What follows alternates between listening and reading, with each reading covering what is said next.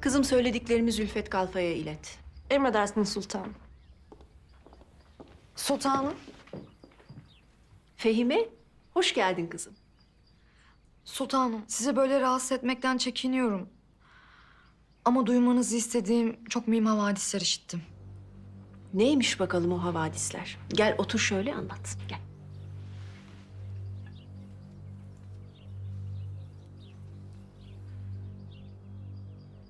Seniha halam geldi. Ablamla konuştular. Ama mesele yine siz olunca bilmek isteyebileceğinizi düşündüm. Neymiş mesele? Hünkârımız Abdülkadir Efendi'nin Pakize Hanım'la nişan atacağını öğrenmiş. Kim demiş nişanın atılacağını? Öyle duydum. Hünkârımızın da kulağına gitmiş. Ben böyle bir şey olacağına ihtimal vermem Fehime. Eğer hünkârımızın kulağına böyle bir şey gitseydi muhakkak beni çağırır sorardı. Hünkârımızın sizinle vakit gidip kendisine bu meseleyi söylemenizi beklermiş. Hatta halamın dediğine göre Abdülkadir Efendi'ye epeyce öfkelenmiş.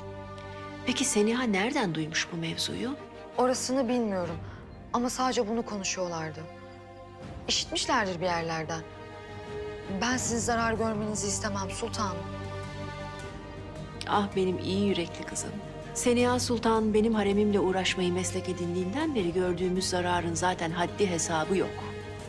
Lakin yine de ben ihtimal vermiyorum hünkârımızın böyle bir şey duymuş olacağına. Hünkârımızın sizin ona bu meseleyi söylemenizi beklediğini işitmesem yanınıza gelmezdim sultanım. Ama eğer hünkârımız bunu sizden duymak istiyorsa çok geç olmadan söylemeniz en iyisi.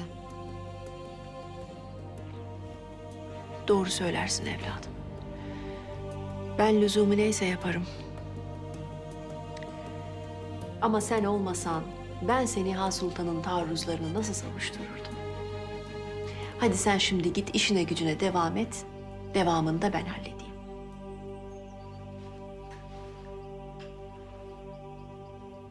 Ah şehzadem ah. Yine beni bir müşkül duruma düşürdün. Gel.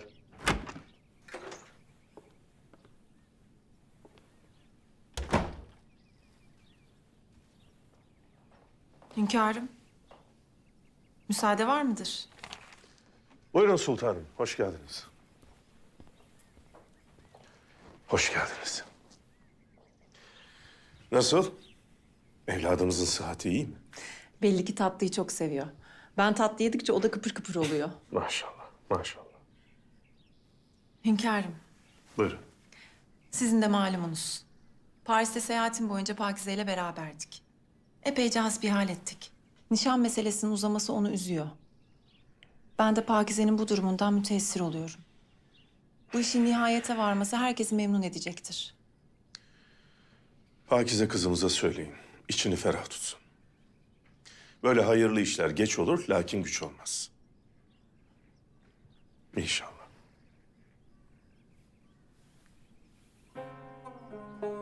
Düşüncelisiniz. Düşünürüm ya. Düşünürüm sultanım. Neyi düşünüyorsunuz? Söylediklerinizi düşünüyorum. Korkum odur ki Şehzademiz Abdülkadir Efendi izdivaçtan sonra Pakize kızımızı üzebilir. Bu yüzden işi biraz ağırdan alırım. Pakize akıllı bir kız. Bakın göreceksiniz. Şehzademizi nasıl da çekip çevirecek. Olur mu dersiniz? Bir adam evlendikten sonra tamamlanır hünkârım. Evliliğe kadar hep biraz çocuktur.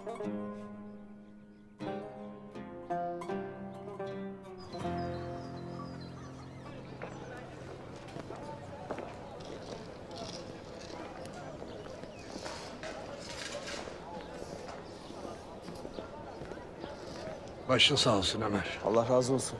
Dayı nasıl işler? Nasıl olsun be Yusuf'um? Bu Ermeniler çok oldu artık. İşimi düşünürüz. Geçen birileri geldi Ömer. Seni sordular. Kilisede mi ne görmüşler seni? Biz bilmiyoruz, tanımıyoruz dedik, yolladık. Eyvallah. Ömer! Lan şerefsiz.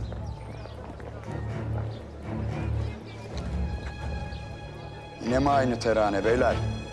Ben çok sıkıldım bu işten. Sizde bu vicdan olduğu sürece ben elimi kolumu sallaya sallaya gezerim payitahtta. Sakın ona yeltenme. Elimde 40 tane rehin çocuk var. Hepsinin canının sebebi olursunuz. Tabii ben geri dönmezsem. Ne istiyorsun lan it? Şimdi sultanınıza gideceksiniz. Devletin de en güvendiği paşasını bana gönderecek müzakere için. Yoksa 40'ının birden sabah cesedini toplarsınız Haliç'ten. Hadi görüşürüz. Benim yüreğimde sizin aşkınızın telaşında. İstikbalin mutluluğunu ancak sizde görüyorum sultanım. Kemalettin. Bu nasıl bir hadsizlikti? Biraz daha dikkatli gitmek icap et. Nasıl mi? Haklısınız. Sırrımın derdi de dermanı da sizde sultanım. Gönlüm varını yoğunu müsrifçe harcamış bir bahar kadar çaresiz. İçimin yangınları dinmiyor.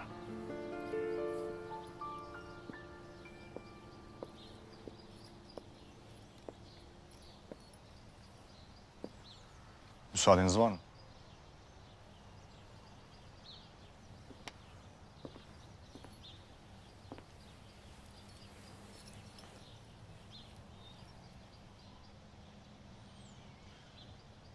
Sizi asla incitmek istemem.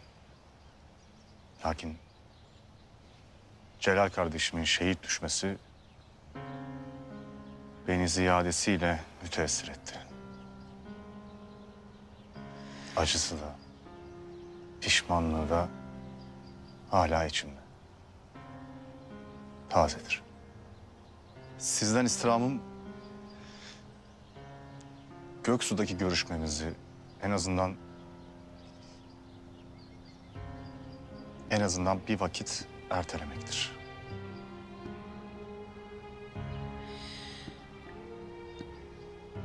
Bu meseleyi dert etmenize lüzum yok Kemalettin Paşa. Ben zaten buluşmaya gelmeyecektim. Neden böyle konuşursunuz sultan?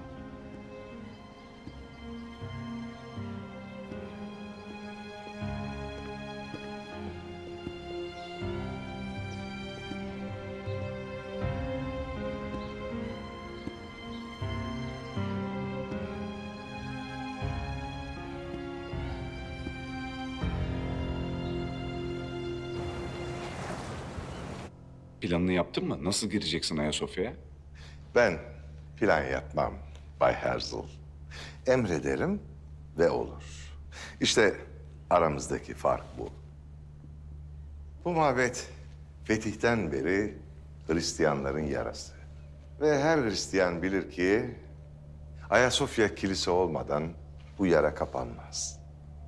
Minareleri hala ayakta. Bence bu yara kolay kapanmayacak. Bu minare Fethin ilk yıllarında yapılmış. İlk o yıkılacak.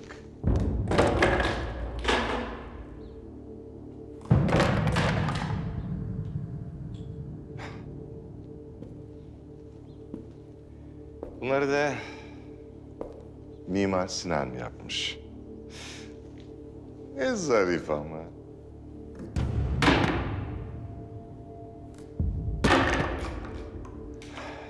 Fatih,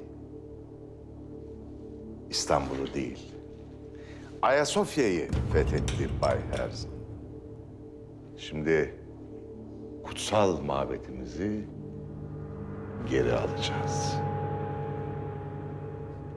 Bu kadar dindar olduğunu bilmezdim. Çok dinlerim, çok. Dinler, savaş çıkartmak için en tesirli ateştir. Bu koca haçı oraya nasıl sokacağını hala söylemedin. Yer altında. Düşün. Toprağın derinliklerinden semaya yükselen bir haç. Ayasofya'nın kubbesinde.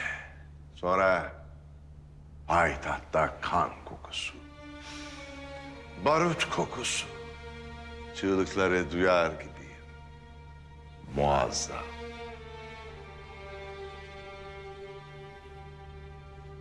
Nihayetinde İngiliz zırhlılarının boğaza demir atması. Payitaht bizimdir. Filistin senin. Filistin'de bir İsrail devleti kuracağız. Hem de Abdülhamit'in oluruna ihtiyacımız olmadan. İngiliz Yüksek Komiserliği'nin emriyle Filistin'de bir İsrail devleti kurulmasına izin verilmiştir. Resmi yazıyla yazılacak. İmza ve mühür. Nasıl olsa sen orada devlet kurduğun andan itibaren kan durmayacak. Ve yine tüccar Zaharov kazanacak.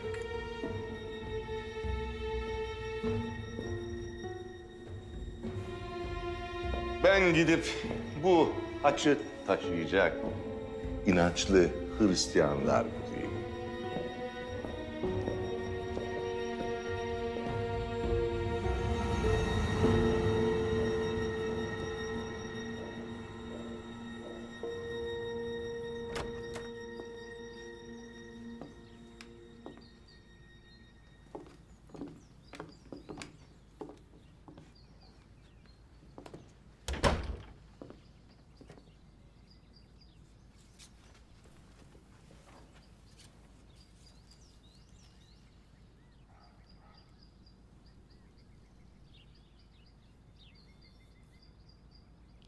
Küçüktük.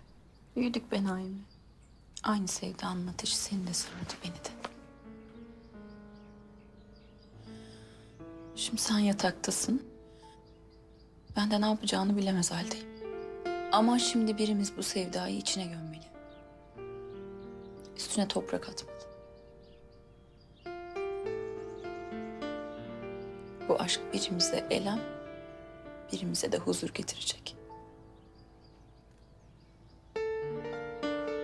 Ben senin mesut olmanı istiyorum Naime. Kendi mutluluğumu sana bırakıyorum.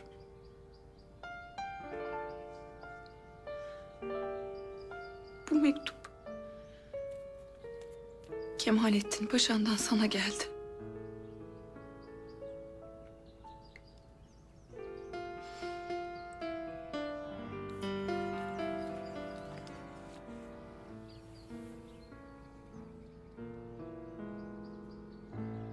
Hünkârım, Hiram Keferesi çocukları bırakmak için devlet erkanından bir muhatap istiyor. En güvendiğiniz paşanızla görüşmek istermiş. Devlet dediğin çakal kovar. İt vurur. Yılanın başını ezer. Bunlar bilmezler mi ki devlet pazarlık yapsa bile sonunda bedelini kurşunla öder. Bilirler hünkâr. Lakin hep devletin karşısında duracaklarına inanırlar. Ama hep kaybederler. Hünkârım, elimizi çabuk tutmalıyız. Ermeni çocukların Müslümanlar tarafından kaçırılma havadisini yayıyorlar. Çocukların aileleri yavaş yavaş sokaklarda toplanıyor. Hem Müslümanlara iftira atıyorlar hem de Müslümanları kışkırtıyorlar. Bu devletimize dert olacak. Harp meydanında bile şahsiyetli düşmanla vuruşmak istersin. Çocukları kaçırıp devletten muhatap isteyenlere insan demeye bile icap ediyor.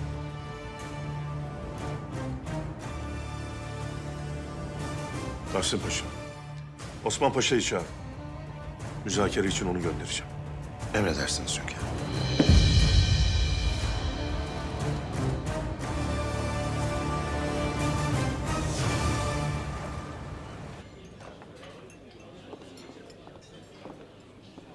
Bay Zaharov, tam ağzınıza layık, iç yağıyla kavrulmuş, fevkalade kavurmamız da mevcuttur.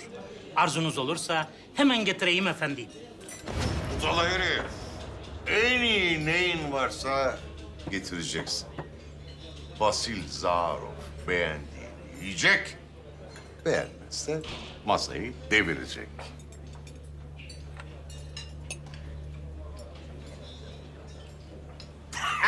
Hadi.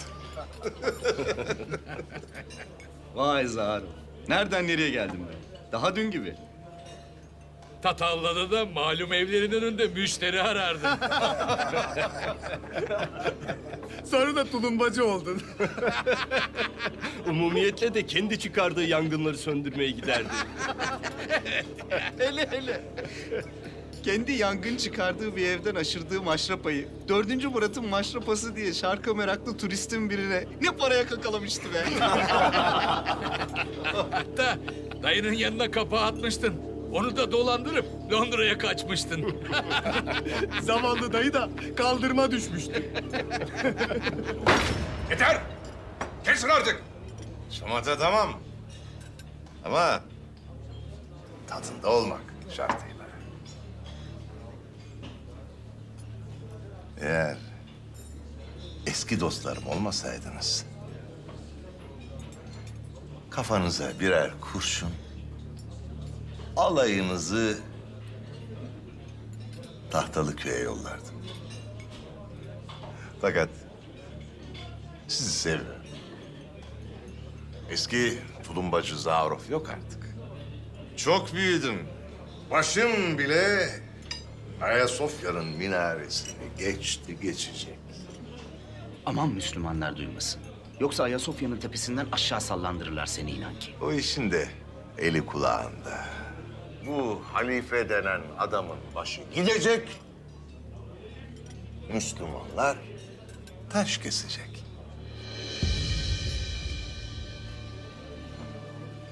Dostlarım. Şimdi elimizdeki kadehleri bırakalım. Size vereceğim haber sizi sarhoş edecek. Ayasofya'yı istiyor musunuz? Evet. En tabansız Hristiyan bile bu uğurda savaşmaya hazır. Öyleyse Ayasofya'nın tepesine haç dikmeye hazır olun.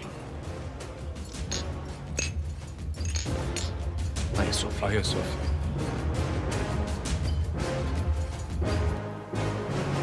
Hünkârım, bu Bay Herbert'la görüşmek üzere Mısır'dan gelen misafirimize bir arabacı tahsis etmiştim.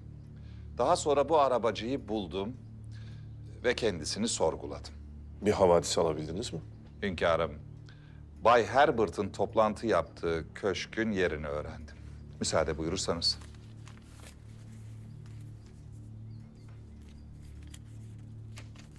Hünkârım, bu konakta bir tahkikat yapmamın faydalı olacağını düşünüyorum. Tahsin Paşa, Kemalettin'e haber edin. Askerlerle beraber tetkik etsin. Emredersiniz hünkârım. Hünkârım, bir malumat daha vardı ama... Söyleyin paşa. Hünkârım, merhum Celal Efendi'nin vefatına derinden üzüldüm. Kendisi tam bir cengaver, yiğit bir savaşçıydı. Allah gani gani rahmet eylesin. Amin. Sadede geliniz. Hünkârım, işittim ki o gece tekneler karadan ayrılmadan Celal Efendi yalnız değilmiş. Yanında Kemalettin Paşa da varmış. Kemalettin Paşa malumumuz, babası Plevne kahramanı Gazi Osman Paşa gibi devletine, milletine bağlı bir zattır. Kendisi yiğit bir asker, cengaver bir insandır. Lakin işittim ki hünkârım, Celal Efendi tekneye bindiğinde Kemalettin Paşa tekneye binmemiş. Şimdi Kemalettin Paşa Celal Efendi gibi bir kardeşini neden yalnız bırakmış? Ben düşündüm de bir sonuca varamadım. Acaba bu durum sizin iradeniz içinde midir? Malumatınız var mı? Siz merak buyurmayınız paşa. Lüzumu olan her şeyden malumatımız vardır bizim. Allah ömürler versin. Allah ömürler versin. Allah ömürler versin.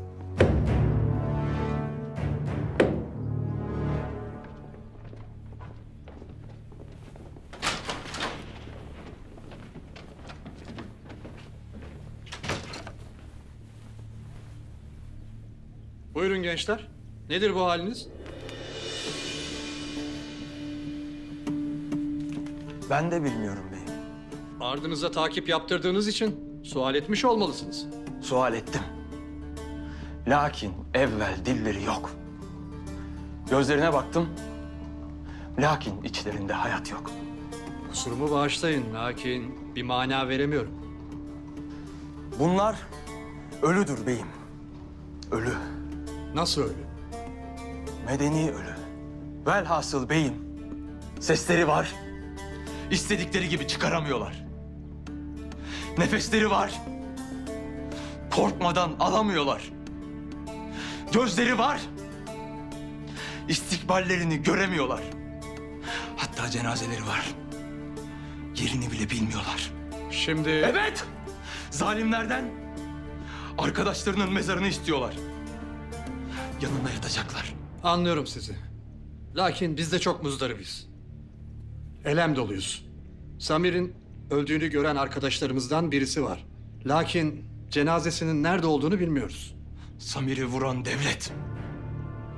Gömen devlet. Cesedi vermeyen de devlet.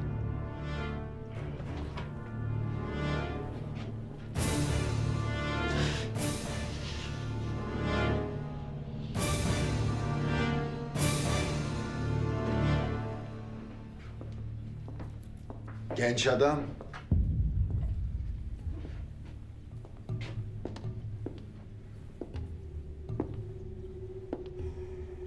Sana hayranlığımı iletmeme izin ver lütfen. Asıl hünerimi Samir'in cesedini bulduğumuzda sergileyeceğim.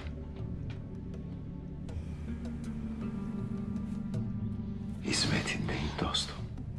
Biz seninle aynı yoldayız. Anlaşılmak. Harikulade. Büyük başlarla küçük başların sürüsü asla ve asla birbirine karışmaz dostum. Samir'in cesedini bulup cenazesini kaldıralım. Gençlerin yüreğine ateşi salalım. Ondan sonra oturup muhabbetimize kök salarız dostum.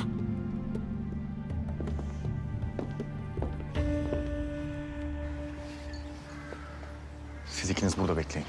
Siz benimle geleceksiniz. Her yer didik didik aranacak. Siz de tedbiri elden bırakmayın.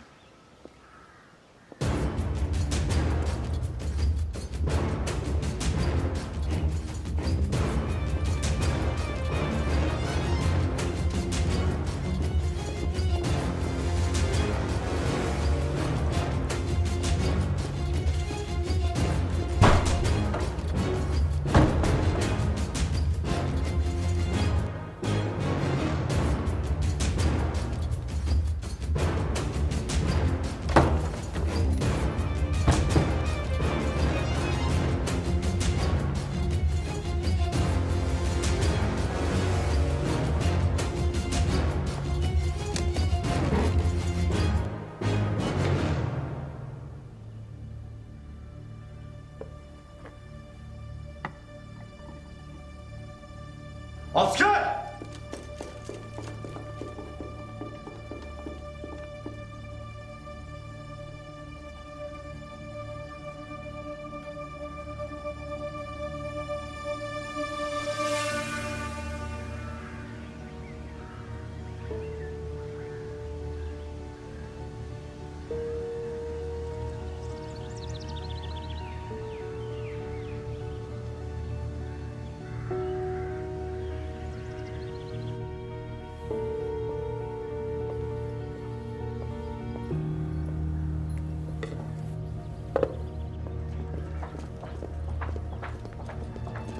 Asker!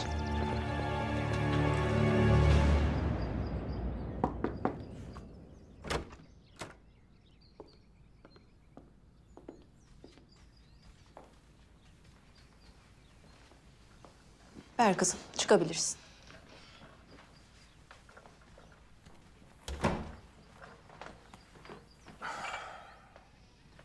Bir kahvenin hakiki lezzeti sunumundaki zerafette saklıdır. Afiyet olsun hünkârım. Buyurun.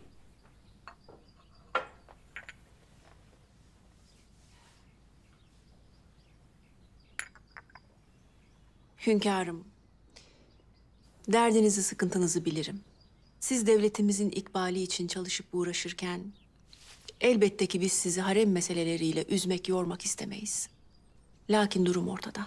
Şehzadeniz Abdülkadir'in nişan atma arzusu eminim sizi de müteessir etmiştir. Abdülkadir Efendi'nin öyle bir niyeti mi var? Benim niçin haberim yok? Ben sizin haberiniz var zannediyordum hünkârım. Haberim yok. Bidar kadın. Nişan atmak da nereden çıktı? Bu çocuk izdivacı oyun mu zanneder? Ama hünkârım... Aması yok. Sultanım. Pakize Abdülkadir Efendi ile evlenecek.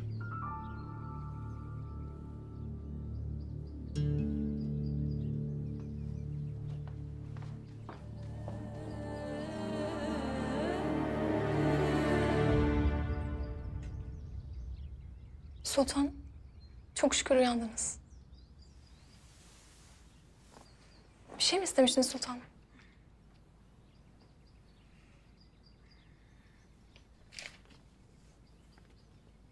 Sultan, Saffet Efendi bana verdi. Celal Efendi yollamış.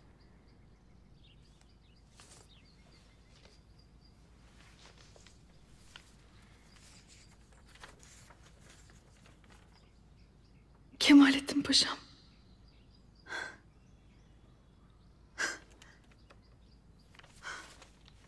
Lakin son vazifesinde kaybettik.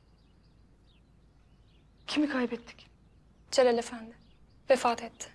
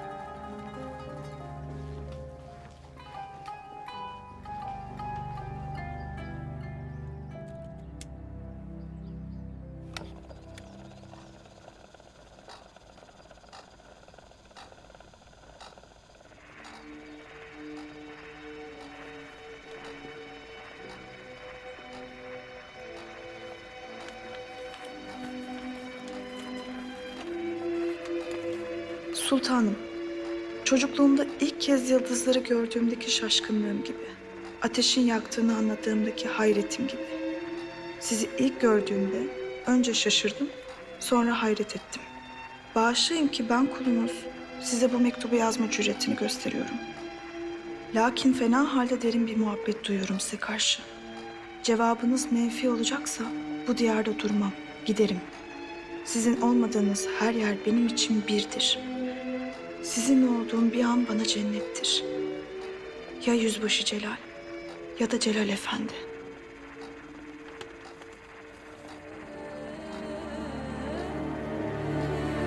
Hünkârım, emriniz üzerine mekanı aradık. Kimse yoktu. Bu baykuştan başka da dikkatimi celbeden bir şey olmadı. Hünkârım, malumunuzdur size yakışıksız ithamlarda bulunanlar var ya... ...acaba biri onu ima ederek mi bıraktı bu baykuşu? Olabilir paşa. Olabilir. Bir gün Peygamber Efendimiz Aleyhisselatü Vesselam Ebu Cehil'le karşılaşmış. Ebu Cehil ona, "Beni Haşim soyunda sizden daha çirkin yüzlü birini görmedim," demiş. "Doğrudur," demiş Peygamber Efendimiz. Sonra Hazreti Ebu Bekir gelmiş. "Yüzünüz güneş gibi parlıyor. Yeryüzünde sizin yüzünüzden daha güzel bir yüz görmedim, Efendimiz," demiş. Ona da doğrudur demiş Peygamber Efendimiz. Oradakiler meselenin sırrını sorduklarında, "Ben Allah'ın cilaladığı bir aynayım.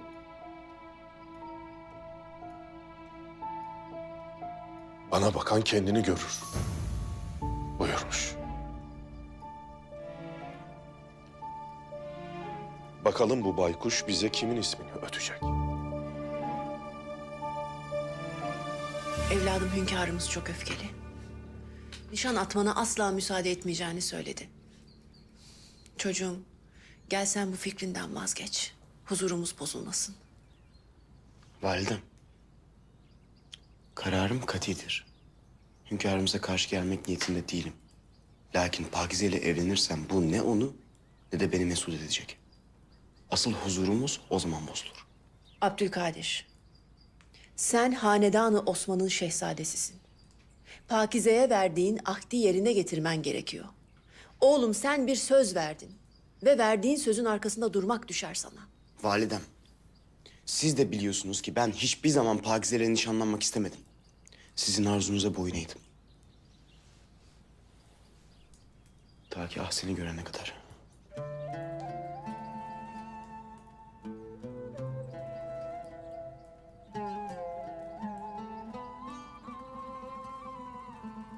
Babana ne diyeceğiz şehzadem? Biliyorum. Babam bana öfkelidir. Ama her ne olursa olsun ben onun şehzadesiyim. Bu meseleyle ilgili onun müsaadesini alacağım, merak etmeyin. Babamın gönlünü edecek bir hediye aldım. Bakın.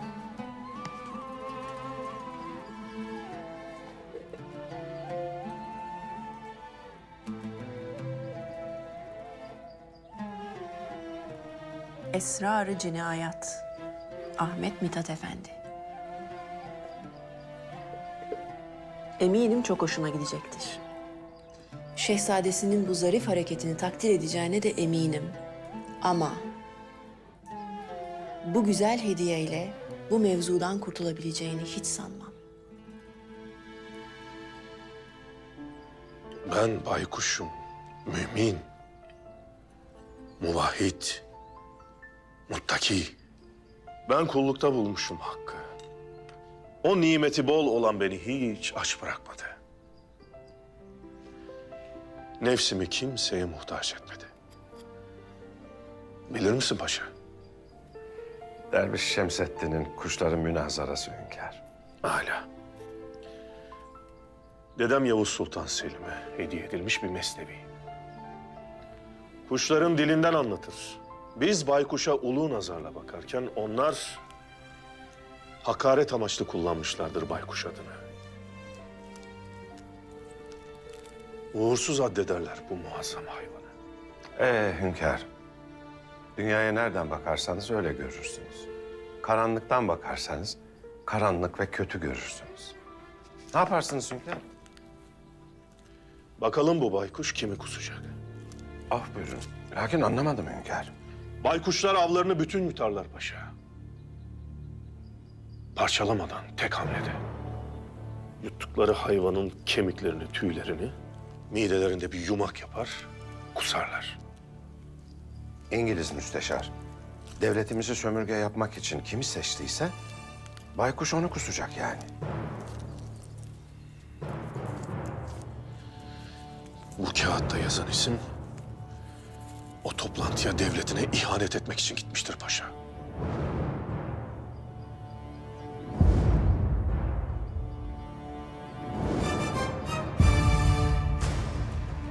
Osman Paşa.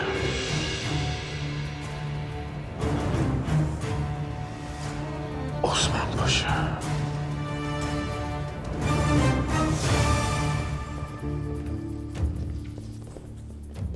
Ortalıkta haç falan göremiyoruz. Tamam, merak etmeyin. Geçin masanın başına. Hemen başlayalım. Ayasofya'ya yaraşır yeni bir haç yapmak meşakkatli iştir. Şimdi masanın başına oturup yeni bir haç mı yapacağız? Bu haç ikiye ayrılıyor. Kolay taşırsınız. İyi olur Bay Zaharov. Zira çok ağır görünüyor. Sizinle Sarayburnu yakınındaki konağımın bahçesinde buluşacağız. Orada sürüyle tünel mevcut. Oradan Ayasofya'ya çıkacağız. O tünellerde birçok adamın kaybolduğunu işitmiştim. Çetrefilli iş değil mi oradan Ayasofya'ya çıkmak? Çok konuşuyorsun sen. Gevezesin. Karının iflahını kesersin. Unutmayın, korkmak, hata yapmak, geç kalmak yasak. Müezzin ezan okumadan orada olmalıyız. Yatsıda saf mı tutacağız? müezzini minareden aşağı atacaksınız. Orada bir daha asla ezan okunmayacak. Ayasofya'nın tepesinde haç parlayacak.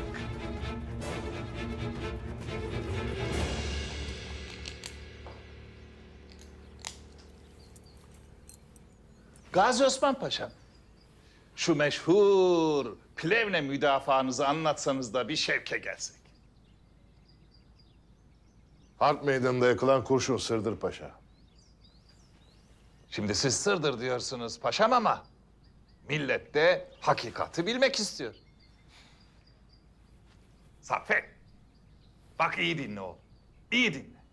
Gazi Osman Paşa'mız Plevne'de takvimlere dur diyecek öyle bir müdafaa yapmıştır ki breh breh breh.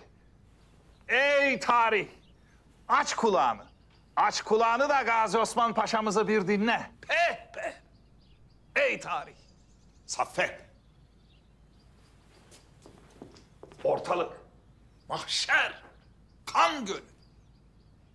Gazi Osman Paşa'mız takvimlere dur diyecek bir müdafaanın hazırlığında. Ruslar saldırıyor. Olanca gücüyle saldırıyor. Lakin Gazi Osman Paşa'mız adam boyunca siperler kazdırıyor. Oraya toplar yerleştiriyor. Ruslar bütün gücüyle saldırıyor. Ha babam yükleniyor. Ha babam yükleniyor. Lakin Gazi Osman Paşa'mızı teslim alamıyor. Gazi Osman Paşa'mız Rus çarı Alexander'ı bile ayağına getirtiyor. Ve Saffet, gökten yardım yağıyor. Ruslara yardım yağıyor. Gazi Osman Paşa'mız zavallı, biçare. Yani paşam size yardım gelmiyor onu demek istiyorum. Müdafaanın 145. gün. 145. günü. Gazi Osman Paşa'mız yaralanıyor da Plevne öyle Rusların eline geçiyor. Hey! Saffet. Rus çarı Gazi Osman Paşa'mızın kılıcını almıyor. Diyor ki böyle büyük bir komutanın ben kılıcını almam. Bunun aslı var mıdır paşam? Rica ederim bu kelamları başka bir yerde etmeyiniz Mahmut Paşa. Harbi görenler anlatmaz paşam. Çünkü iman anlatılmaz. Sadece amel edilir. Saffet, duydun değil mi oğlum? Saffet sen biraz hislendin. Bize bir kahve yap da gel. Ben size bir kahve yapayım. Hatta tarihin en okkalı kahvesini yapayım. Heyecanlandı çocuk paşam. Çok heyecanlandı. Saffet Efendi. Mahmut Paşa içeride harpten, şehadetten bahsediyordu. Celal Yüzbaşı'nın da şehit o. Keşke biz de peşinden gidebilseydik. Şehadet şerbetini. Yudum yudum içebilseydik. Şehadet taleple değil, nasiple olur evladım. Lakin talebin nasibini çağırır. Saffet Efendi. Ah keşke ben de düşmanla göz göze gelebilseydim. Hatta Celal Efendi beni hafif... Saffet Efendi.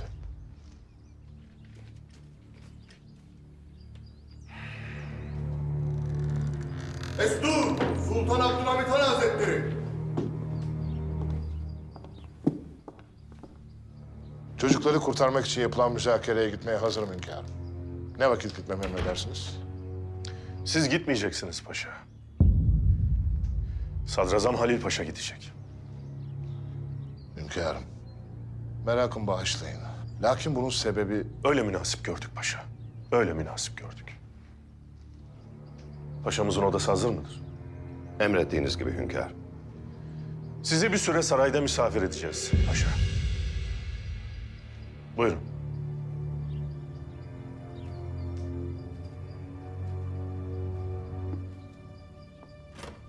Buyurun paşa. Hünkârım, ben de müsaadenizi isteyeyim. Allah ömürler versin. Sen kal paşa. Sana verecek bir vazifem var.